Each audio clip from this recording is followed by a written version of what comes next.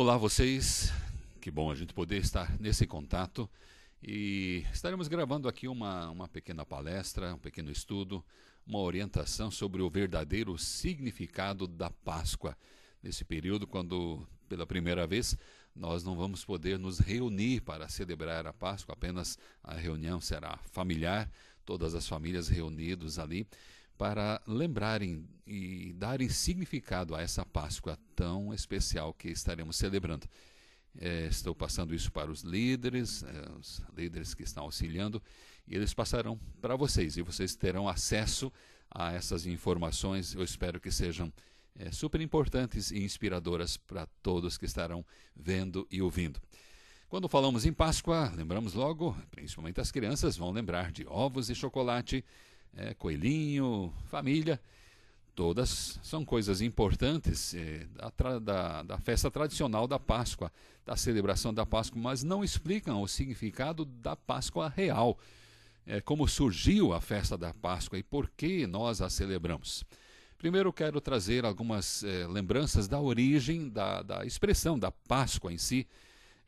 Primeiro temos uma razão do surgimento histórico da Páscoa pela história do povo de Israel. Tudo começou há muito tempo atrás, lá no Egito. Era uma noite de alta tensão. Os israelitas esperavam ansiosamente em casa pelo grande momento. E então, pelo meio da noite, o silêncio foi quebrado por gritos de desespero e a ordem chegou. Estava tudo pronto para partir, ou deveria estar. Os israelitas tinham sido escravizados pelos egípcios, mas Deus tinha prometido libertá-los. Ele enviou pragas devastadoras sobre a terra do Egito e grandes milagres, mas o faraó não libertava o seu povo, não libertava o povo de Israel, não deixava que o povo saísse em direção à terra que Deus prometeu aos patriarcas, em especial para Abraão. E hoje nos pedem para ficar em casa, pois uma praga ronda por aí. É uma mera coincidência, não é mesmo? Deus decidiu enviar uma última praga, a praga mais terrível, a mais terrível que todas as outras. E em uma só noite, o filho mais velho de cada casa do Egito seria morto. Mais uma coincidência, ou não? Apenas trazendo à nossa memória que a situação atual são os mais velhos que sofrem mais com esse coronavírus. Para os israelitas seria uma noite de livramento. Para nós, o livramento espiritual já foi garantido. Para todos que passaram a ter a marca do sangue do Cordeiro. Lembrando que o sangue do Cordeiro de Deus é Jesus em nossa vida. Lá em Êxodo, no capítulo 12, nos fala acerca de um cordeiro cujo sangue derramado e aspergido sobre as casas dos filhos de Israel protegia-os quando Deus passasse em julgamento através da terra do Egito. E o Senhor Jesus é a grande substância daquilo que o cordeiro que fala em Êxodo 12 é apenas uma pequena sombra. Que coisa abençoada e maravilhosa é repartida com aquele que passa a crer no poder do sangue do Cordeiro. Sangue que precisa ser derramado como expiação pelo nosso pecado. E naquela noite, lá no Egito, para fazer distinção entre o povo de Deus e os egípcios, cada família israelita sacrificou um cordeiro e colocou sinais do sangue daquele cordeiro à volta da porta da casa. Quando o anjo de Deus passou, ele viu o sangue nas portas dos israelitas e passou por cima de suas casas sem ferir ninguém. O texto diz assim: ao comerem, estejam prontos para sair, cinto no lugar, sandálias nos pés e cajado na mão. Comam apressadamente. Esta é a Páscoa do Senhor. Naquela mesma noite, passarei pelo Egito e matarei todos os primogênitos, tanto dos homens como dos animais, e executarei juízo sobre todos os deuses do Egito. Eu sou o Senhor. O sangue será um sinal para indicar as casas em que vocês estiverem. Quando eu vir o sangue, passarei adiante. A praga de destruição não os atingirá quando eu ferir o Egito.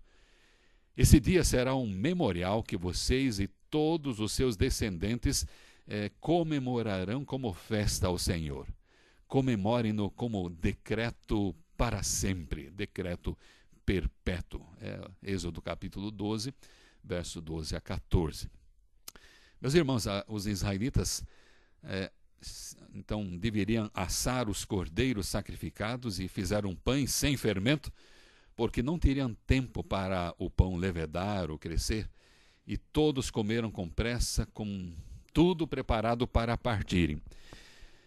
Deus tinha avisado que precisavam estar prontos ainda naquela noite e seriam libertados. Quando o filho do faraó morreu naquela noite, ele finalmente mandou os israelitas saírem do Egito. Eles saíram vitoriosos, sem uma única batalha humana.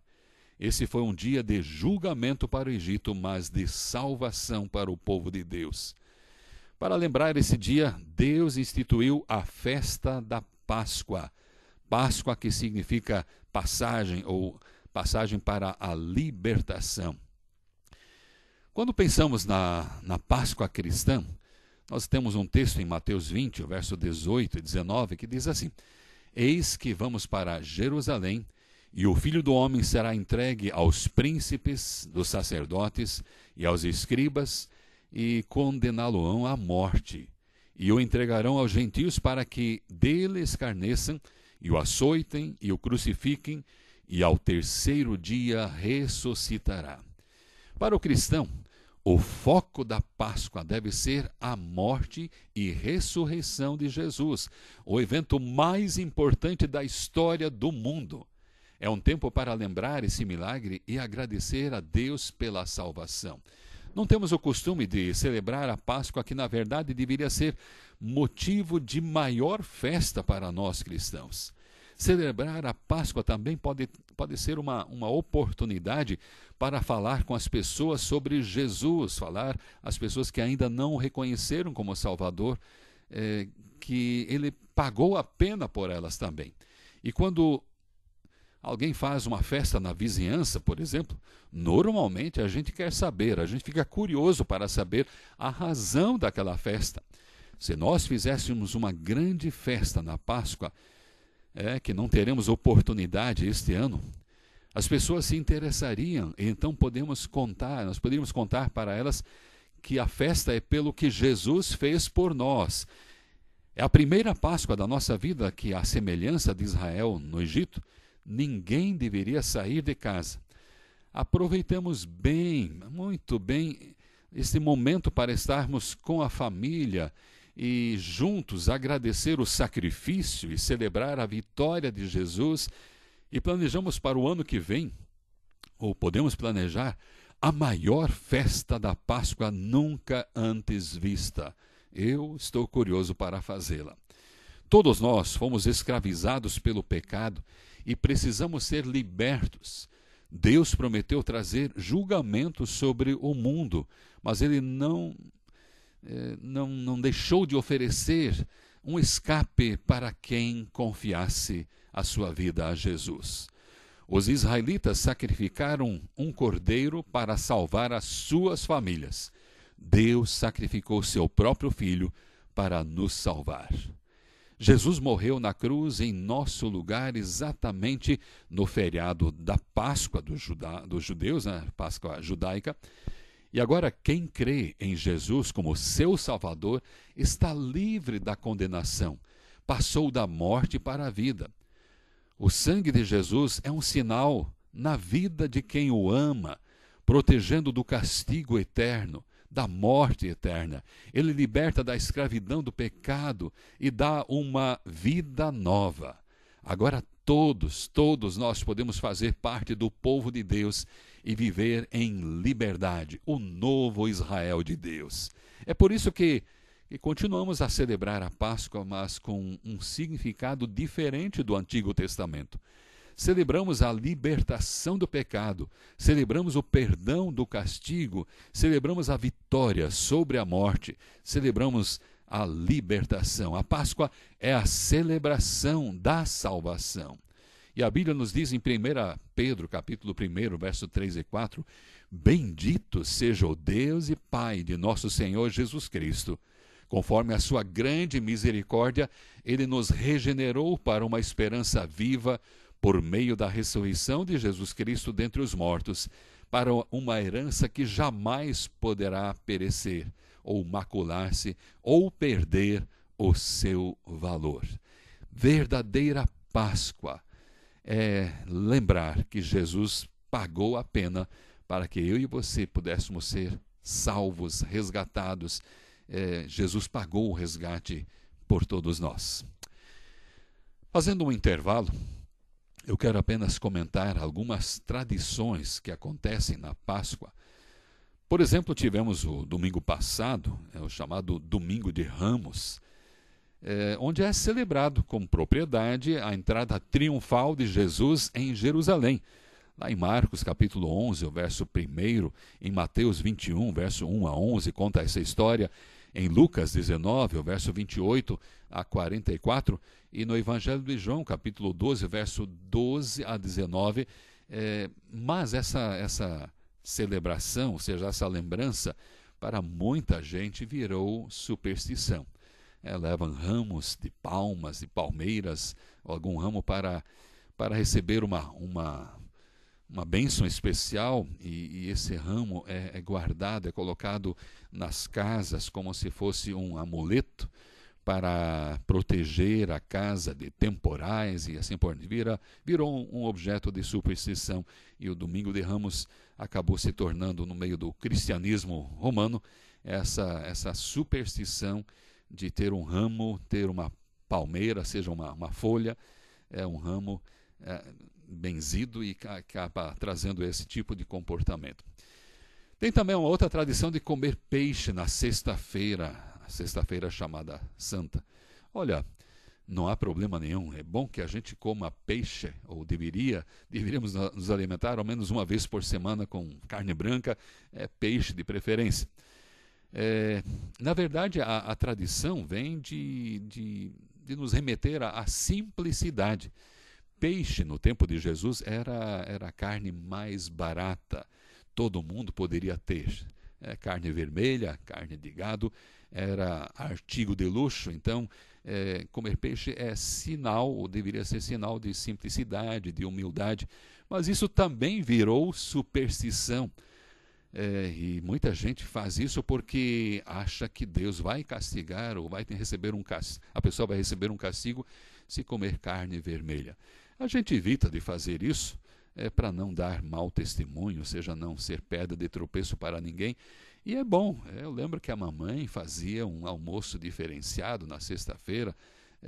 Havia alguns exageros ainda no tempo dela, e a gente tinha então um dia marcado, um feriado que nos marcava e nos fazia relembrar do grande sacrifício de Jesus por nós. Talvez você faça o mesmo na sua família, faça um almoço diferenciado, quem sabe até com peixe, mas lembre que aquele dia é relembrado que Jesus foi crucificado, foi julgado e crucificado por mim, por cada um de nós, pela nossa família. E aí entramos em outra situação de costume e tradição, que são os ovos de Páscoa, ovos de chocolate hoje, mas ovos de galinha, enfeitados, recheados. Uma tradição incorporada na Páscoa, remete à força, remete à fertilidade. Em si, o assunto não é mau, não é ruim, é interessante. Nós, como crianças, mesmo numa família cristã, evangélica, tinha esse hábito, tinha esse costume, e gostávamos de acordar cedo. E aí a gente lembrava também que as mulheres, Maria, levantou cedo para ir ao túmulo, procurar por Jesus, e a gente levantava de madrugada para procurar o ninho, os ovos que estavam preparados e foram escondidos para que a gente tivesse essa brincadeira na Páscoa pela manhã. A tradição vem dessa realidade, quer dizer, ovo de galinha enfeitado, era assim no passado, há poucos séculos, há pouco tempo, tornou-se de chocolate, ou de algum outro produto. E falava da fertilidade, falava da força. Eu tenho apresentado esse símbolo como símbolo da sepultura. No passado, em muitas escolas, eu levava um ovo de ema e mostrava para as crianças e tentava explicar que Jesus foi colocado numa sepultura. Foi morto e foi colocado ali. Foi sepultado. E parecia que não havia mais esperança, parecia que não havia mais esperança de vida. E no domingo pela manhã, Jesus saiu da sepultura, ele ressuscitou. Então, abrindo a casquinha, colocava ali de vez em quando, comprava, cuidava bem de um passarinho, de um pintinho, e mostrava que aquilo que parecia não ter mais vida, dali ressurgia a vida, ou seja, ilustrando com a sepultura. Então, eu não brigo com as tradições, eu procuro usar aquilo que é possível para fazer com que haja compreensão do verdadeiro sentido da Páscoa. E aí tem mais uma tradição que é o coelhinho da Páscoa. O que tem a ver o coelhinho com ovos e chocolate? Nada, né? Mas pensando no coelhinho, é uma tradição cultural antiga, também como símbolo de fertilidade. E eu termino dizendo aqui que tal se nós, como cristãos, nos assemelhássemos um pouco aos coelhos, né? Que essa notícia de que Jesus vive, Jesus está vivo, Jesus ressuscitou, se espalhe com rapidez. Como a fertilidade do coelho é muito alta, ele se reproduz com muita velocidade, que a gente, como cristão, como conhecedor da verdadeira história da Páscoa, possa revelar, possa compartilhar com pressa, com agilidade, com muita leveza, mas com muita propriedade, que Jesus ressuscitou. Jesus pagou a pena, foi morto, sepultado, mas ressuscitou, e que essa notícia corra ao mundo. Talvez ela esteja correndo de forma diferente este ano, através das famílias. E é importante que a gente valorize tudo que possa ser valorizado para que a verdadeira história do amor de Deus seja revelado a todos que possam ouvir.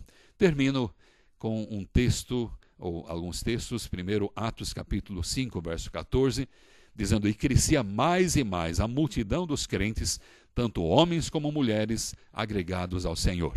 E em Atos capítulo 6, o verso 7, crescia a palavra de Deus, e em Jerusalém se multiplicava o número dos discípulos, também muitíssimos sacerdotes obedeciam à fé. E Atos capítulo 9, verso 31, diz: a igreja, na verdade, tinha paz por toda a Judéia, Galiléia e Samaria, edificando-se e caminhando no temor do Senhor e no conforto do Espírito Santo, crescia em número. E terminando com Atos, um texto de Atos capítulo 19, o verso 20. Assim a palavra do Senhor crescia e prevalecia poderosamente. Que esta Páscoa seja um momento especial de transmitirmos a palavra de Deus, que é poderosa para transformar vidas através de Jesus, o Verbo que se fez carne e habitou entre nós. Que Deus te abençoe em família, em pequeno grupo, a todos que possam participar.